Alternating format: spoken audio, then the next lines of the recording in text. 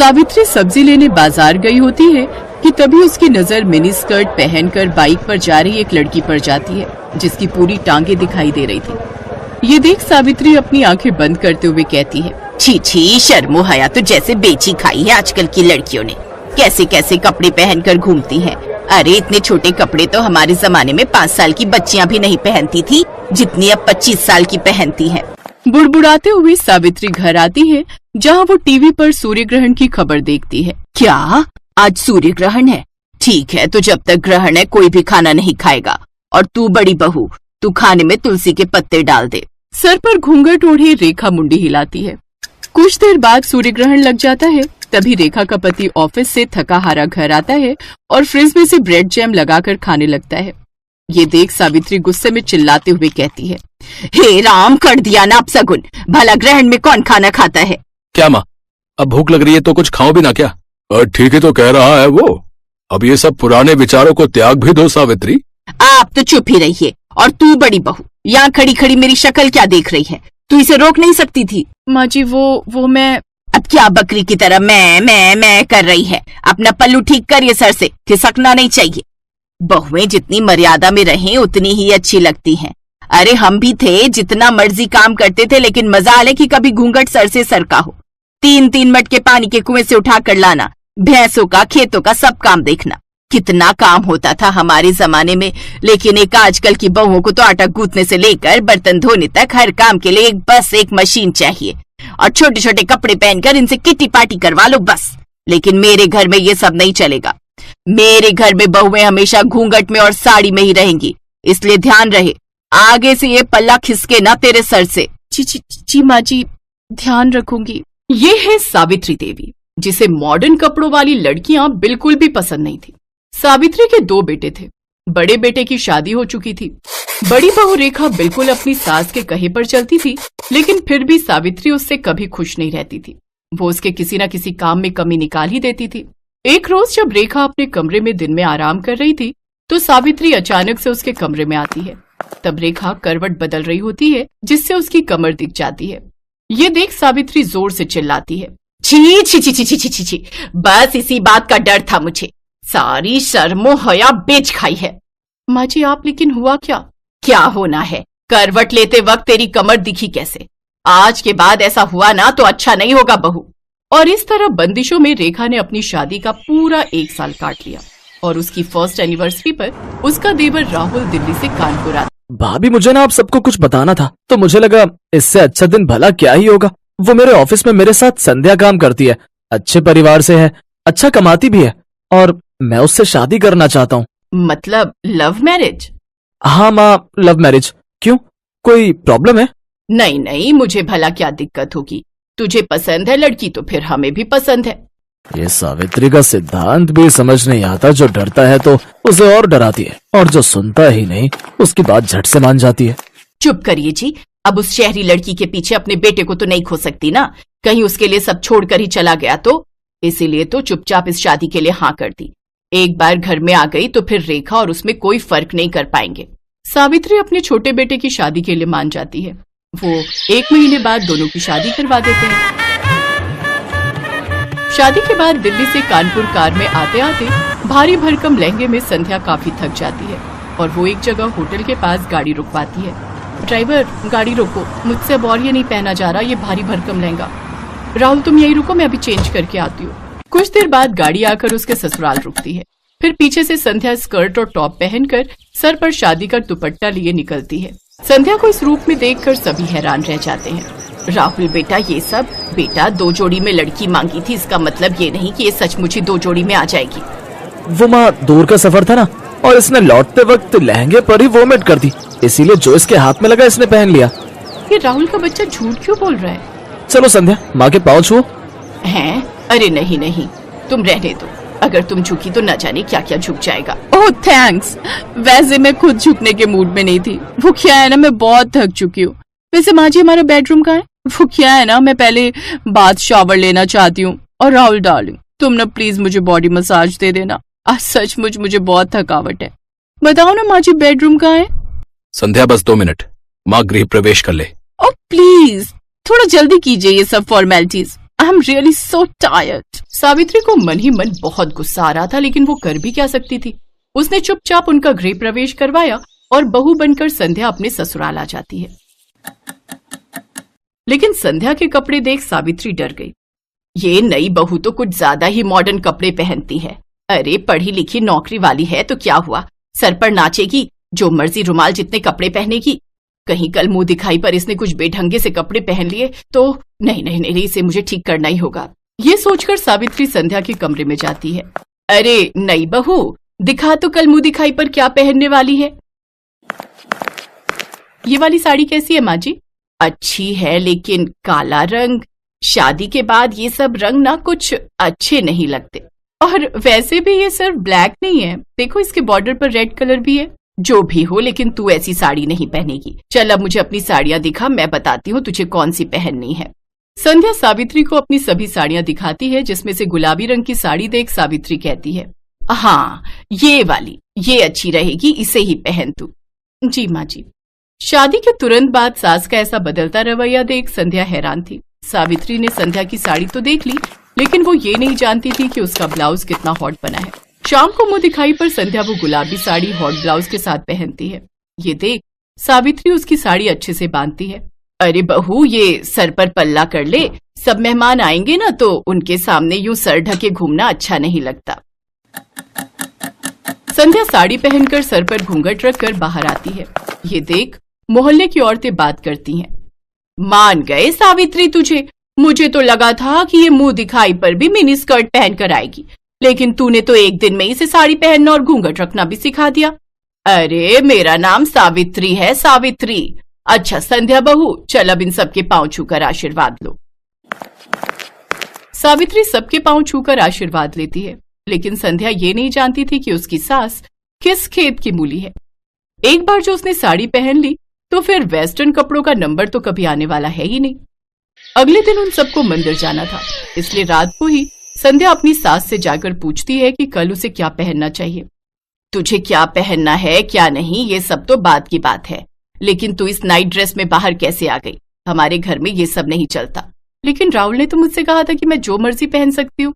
अरे उसे क्या पता इन सब के बारे में, रहा भी है वो इस घर में, बचपन से तो पहले पढ़ाई के लिए हॉस्टल में और फिर नौकरी के चक्कर में बाहर।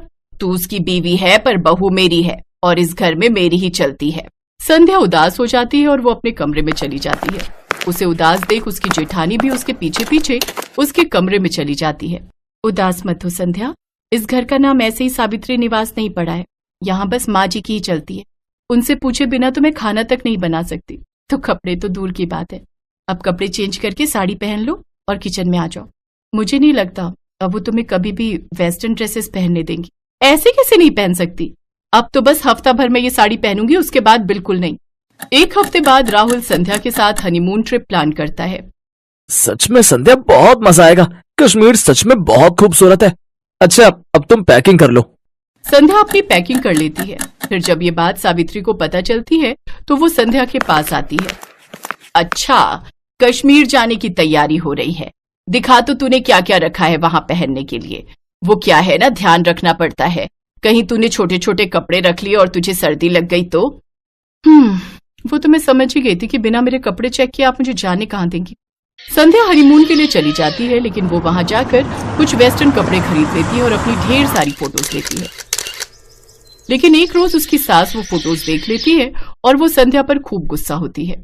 लेकिन तभी वहां सावित्री की सास रत्ना आ जाती है, जो काफी बूढ़ी होती है, लेकिन उन्होंने भी टी शर्ट और पैजामा पहना होता है, साथ ही चश्मा भी लगाया होता है। बताओ भला क्या बुराई है इन कपड़ों में? मुझे देखो, मैं क्या इन कपड़ों में बुरी लग रही हूँ क्या? अरे जब मैं गांव में रहकर ऐसे कपड़े पहन सकती हूँ तो फिर मेरे पोते की बहू क्यों नहीं? और तू जानती है आज क्या हुआ? जब मैं रेलवे स्टेशन से लौट रही थी तो साड़ी पहने एक लड़की बाइक पर बैठी थी, उसकी साड़ी बाइक में फंस गई और वो नीचे गिर गई, जिससे उसे थोड़ी चोट आ गई। और वो कोई और नहीं, हमारी बड़ी बहू रेखा है। अभी अस्पताल में भर्ती करवा कर आई हूँ उसे। जमाने के साथ अपनी सोच बदल सावित्री। ये सब बातें सुन सावित्री को अपनी गलती का एहसास होता है और अब वो कभी भी अपनी बहुओं को उनकी मर्जी के कपड़े पहनने से नहीं रोकती।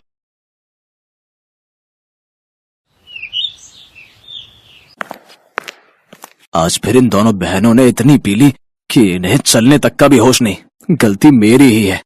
बिन माँ की बच्चियों को प्यार देने की चाह में इतना सर चढ़ा लिया कि इनके सही बुरे पर ध्यान ही नहीं दे पाया। और आज नौबत यहाँ तक आ गई है कि ये दोनों पूरी तरह बिगड़ चुकी हैं।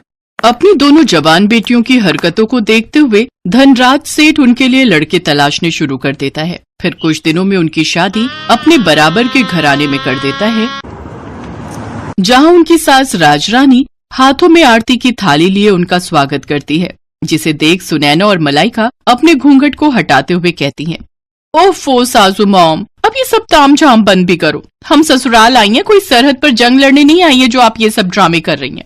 ये कहकर दोनों बहनें बिना कलश गिराए ही अपने कमरे में चली जाती हैं। उनका ऐसा व्यवहार देखकर राजरानी और उसके बेटे निखिल और रोहित हैरान रह जाते हैं।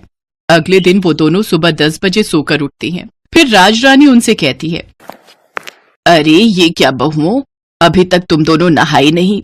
आज तुम दोनों की पहली रसोई है जिसमें तुम्हें मीठा बनाना है। चलो जल्दी से नहा लो।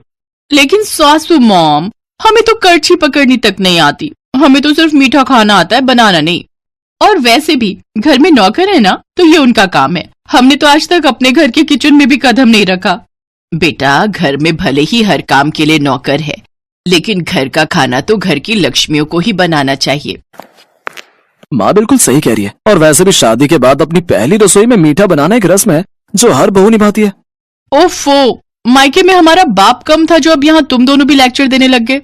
Live it. अरे सुनैना, चलो जल्दी से रेडी होकर बाहर पूल में आ जाओ। आज हम दोनों जी भरकर स्विमिंग करेंगे।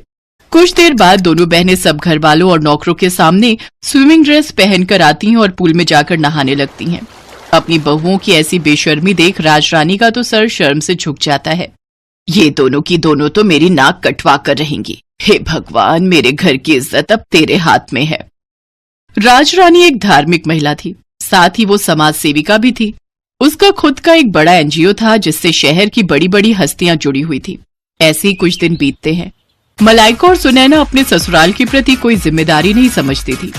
वो दोनों तो बस सारा दिन अपने मेकअप, पार्लर, शॉपिंग और पार्टीज में ही बिजी रहती। ये इतने छोटे कपड़े पहनकर तुम रात को कहाँ जा रही हो बहू? सासू मॉम, आज हमारी फ्रेंड की बर्थडे पार्टी है। हम दोनों नाइट क्लब जा रही हैं। आने में देर हो जाएगी। चलो सुनैना। फिर दोनों शॉर्ट ड्रेस पहनकर नाइट क्लब चली जाती हैं, जहां वो खूब सिगरेट शराब पीती हैं। फिर आधी रात को कुछ लड़के उन्हें घर ड्रॉप करते हैं। दोनों लड़खड़ाती हुई अंदर आती हैं, जहां उन्हें देखकर राजरानी उनसे कहती है, ये सब क्या है? आज तो तुम दोनों ने हद ही कर दी। अरे बड़े घर की बहुओं को ये सब शोभा नहीं देता। ओ सासू मॉम, अब अपना भाषण फिर देना मत शुरू कर दो। अरे यार, यही तो हमारे जीने के दिन है। अरे हम अपनी जवानी में एंजॉय नहीं करेंगे तो क्या तुम जैसी बुढ़िया होकर एंजॉय करेंगे? हाँ। तभी निखिल और रोहित वहां आते हैं और उन दोनों को जोरदार थप्पड़ मारते हैं। ये देखकर दोनों बहनों को बहुत गुस्सा आता है और वो भी अपने पतियों के मुंह पर थप्पड़ कस देती हैं। हम आज के जमाने की लड़कियां हैं, मुंह तोड़ जवाब देना बहुत अच्छे से जानती हैं, तो ऐसी गलती फिर मत करना। फिर दोनों अपने कमरों में लड़खड़ाते हुए चली जाती हैं। ऐसे ही समय बीता। फिर एक रोज सुनैना और मलाइका अपने घर में लेटी थी तो उनके फोन पर एक मैसेज आता है जिसमें शहर के बाहर एक फार्म हाउस में रेव पार्टी का इनविटेशन होता है। Oh wow, rave party! Malaika, I am so excited यार। मैंने आज तक बस रेव पार्टीज के बारे में सुना था, लेकिन अब तो हम उसे एंजॉय भी करेंगे। ऑफ कोर्स, अगर लाइफ में हर चीज का मजा नहीं लिया तो क्या किया? We will definitely go there.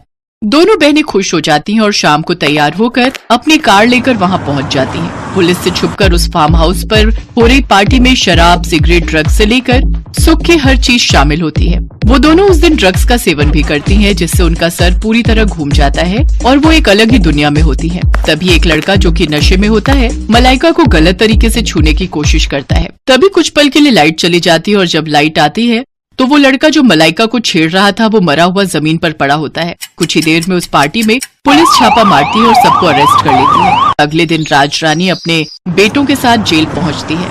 सासू मॉम, निखिल, हमने सचमुच किसी का मर्डर नहीं किया। हमें बचा लो सासू मॉम, प्लीज हेल्प अस। हाँ रोहित, हमारा ट्रस्ट करो, हमें फंसाया जा रहा है। हमसे बहुत बड़ी गलती हो गई जो हम उस पार्टी में गए। आज के बाद हम कोई पार्टी नहीं करेंगे और ये सब काम सच में छोड़ देंगे। तुम दोनों को अपनी गलती का एहसास हो गया, यही काफी है। आकाश, यहाँ आ जाओ। और इंस्पेक्टर साहब, आप छोड़ दो इन्हें। जी मैडम। ये लड़का तो जिंदा है। हाँ, ये सब हमारे प्लान था, तुम दोनों की अक्ल ठिकाने लगाने के लिए। दरअसल ये सारा प्लान राजरानी और उसके बेटों का था, जो उन्होंने अपनी बहुओं को सबक सिखाने के लिए किया था। उन्होंने ही अपनी पहुंच का इस्तेमाल करते हुए इस पार्टी का आयोजन किया और ये सब ड्रामा रचा। लेकिन इससे मलाइका और सुनैना को अच्छा सबक मिला और वो दोनों अब बेशर्म से संस्कारी बहुएं बन गईं, जो अपने परिवार के साथ अच्छे से अपनी गृहस्थी चलाने लगी।